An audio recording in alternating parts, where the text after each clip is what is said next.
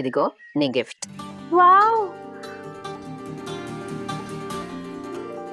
నానమ్మ ఇది చాలా బాగా ఉంది. Thank you so much. I'm the best.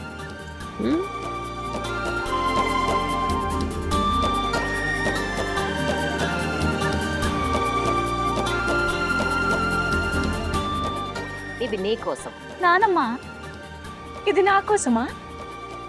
ఇన్ని ఏళ్ల తర్వాత నానమ్మ రూహి కూడా గిఫ్ట్ ఇచ్చింది.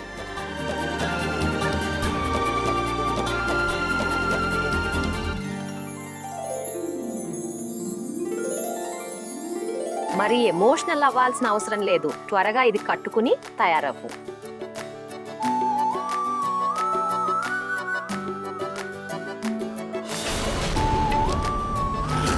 చీర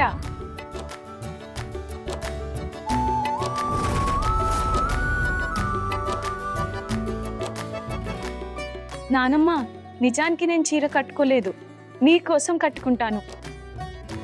నానమ్మ, ఈ బర్త్డే నా బెస్ట్ బర్త్డే. ఇది పుట్టినరోజు కానుక కాదు, పెళ్లి చూపుల కానుక.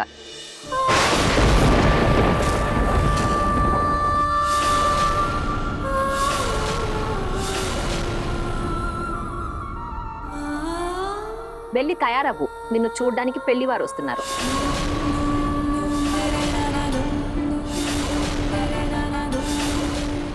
అరే, ఏం చేస్తున్నావు? 300 రూపాయల చీర పాడైపోతుంది.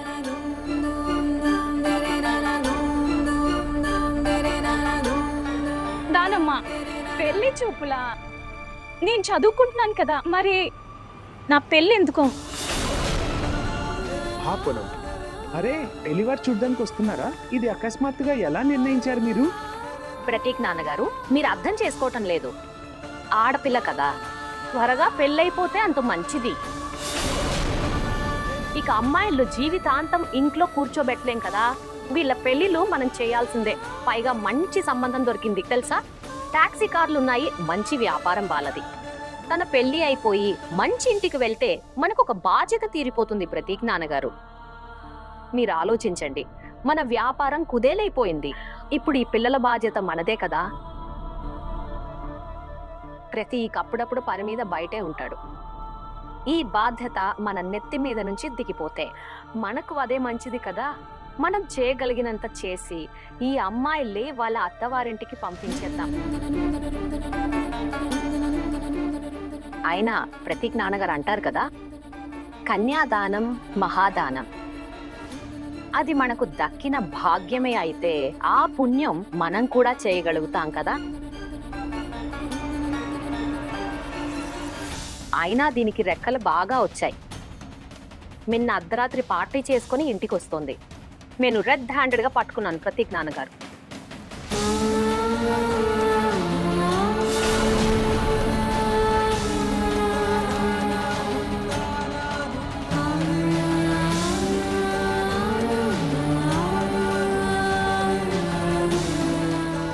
అబ్బాయిని చూడ్డం తప్పు కాదు, ఒకసారి చూద్దాం. అయినా ఎంతకాలం నువ్వు జూహీని కాపాడే ప్రయత్నంలో నాన్నమ్మతో తిట్టు తింటూ ఉంటావు.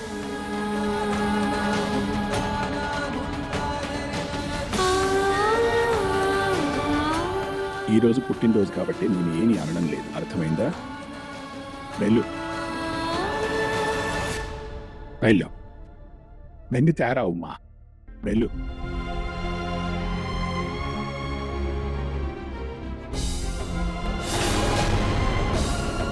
నానమ్మ, ఈరోజు రూహిని అనకుండా ఉండలేరా? జూహి ఆగు, పెళ్లివారు వచ్చినప్పుడు వాళ్ళ ముందు చెప్పకు.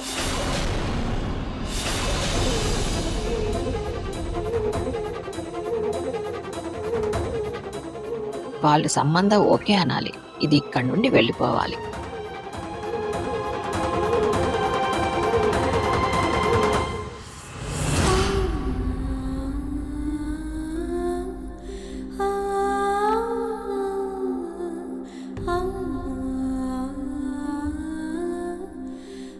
ఏం చూస్తున్నావు? చూస్తే చీర కట్టుకున్నట్టు కాదు. దీన్ని కట్టుకోవాలి. తెలుసు, కానీ నాకు కట్టుకోవడం ఇష్టం లేదు. నాకు ఈ పెళ్ళి ఇష్టం లేదు. నేను లైఫ్లో ఏదైనా సాధించాలి, ఏదైనా చేయాలి. నాకంటూ ఒక గుర్తింపు కావాలి. రూహి, నెరవేరుతాయని నమ్మకం ఉన్న కలలే కనాలి. ఇదే చేయాలా? అయితే వెళ్ళు, నాన్నమ్మతో మాట్లాడు.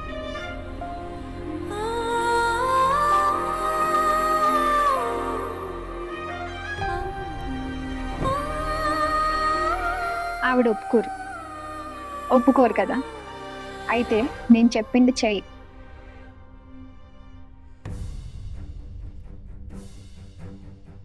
జూహి, ఏం చేస్తున్నావు?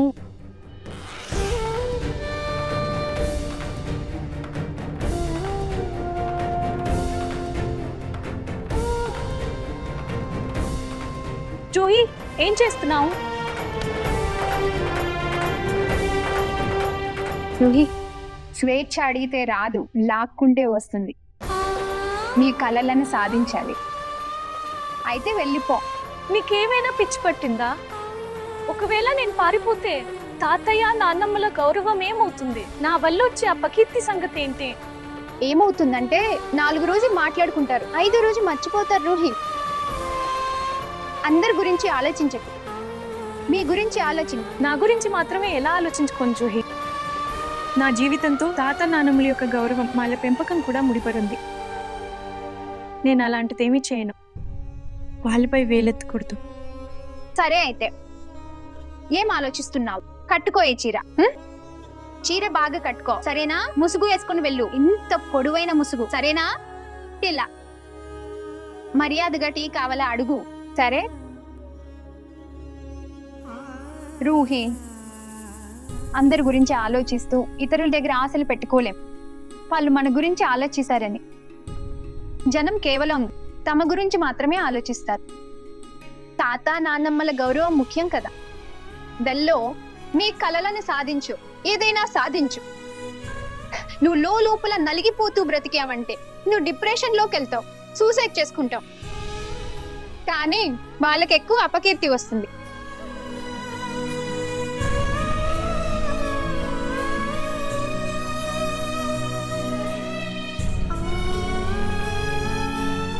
నీకు తెలుసు కదా, అమ్మ ఇదే చెప్పేది, ఎప్పుడు తన కోసం, నిజం కోసం పోరాడాలి.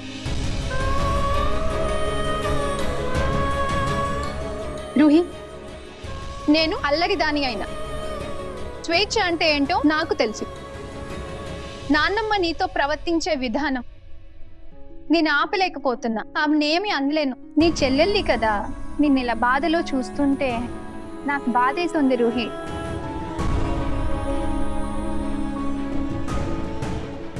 ఇక చాయిస్ నీ చేతుల్లోనే. స్వేచ్ఛ, ఊపిరాడని బ్రతుక.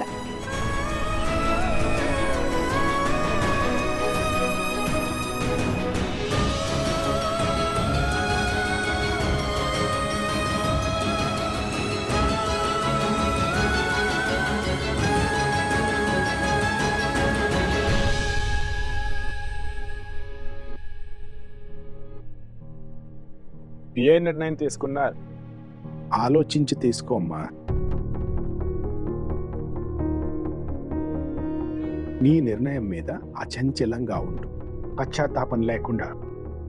తల్లి, నేను నిన్ను ఆపను, నేను తిట్టను. సరే, ఒకటి చెప్పాలి, ఒక్కసారి విను. మీ నాన్న పెళ్లి జరిగినప్పుడు మీ అమ్మతో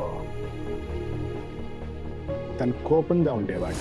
నీకు పెళ్లి జరిగింది 14 ఏళ్ల వయసులో కాదు, ఎప్పుడు మూతి ముడుచుకుని తిరగడానికి. రుచిత వచ్చినప్పుడు ఆమె ముందు మూతి ముడుచుకుని తిరగకు, అర్థమైందా?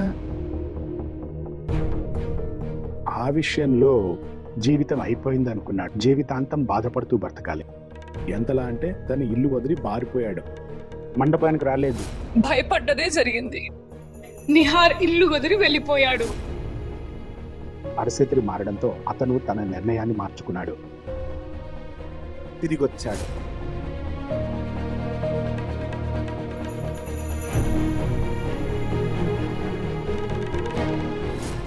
అమ్మా అదృష్టం చూడు, తను బలవంతంగా తీసుకున్న ఆ నిర్ణయం తన జీవితంలోనే అతి సుందరమైన నిర్ణయంగా మారింది.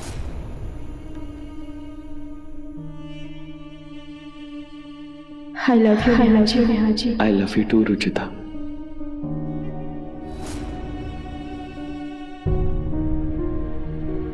రుచిత నిహార్కి అంత ప్రేమనిచ్చింది, గౌరవాన్ని ఇచ్చింది. రుచిత నిహార్ జీవితాన్ని ఎంతో సంతోషంతో నింపేసింది. తను ఎప్పుడూ ఊహించలేదు కూడా. నిహార్ పూర్తిగా ఇండిపెండెంట్ అయ్యాడు, బిజినెస్లో ముందుకు సాగాడు. ఏ గౌరవం తనకి దక్కలేదు, నా నుంచి ఇంకెవరి నుంచి. గౌరవాన్ని తన సొంత కాళ్ళ మీద సంపాదించుకున్నాడు కేవలం రుచిత వల్లే.